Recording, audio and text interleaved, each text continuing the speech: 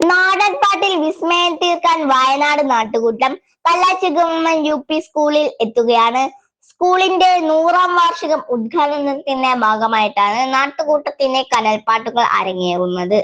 ഞങ്ങൾ കുട്ടികൾ അണിനിരക്കുന്ന വിളംബര ജാഥയും ഞങ്ങളുടെ വിദ്യാലയത്തിലെ CK പാർവണ അവതരിപ്പിക്കുന്ന നാടോടി നൃത്തവും പരിപാടിയുടെ മറ്റുകൂട്ടം.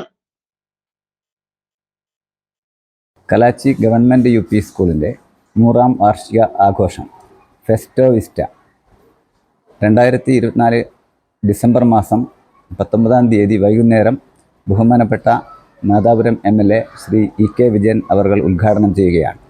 മുഖ്യ അതിഥിയായി പ്രൊഫസർ വീരാൻകുട്ടി പ്രശസ്ത കവിയും പങ്കെടുക്കുന്നു.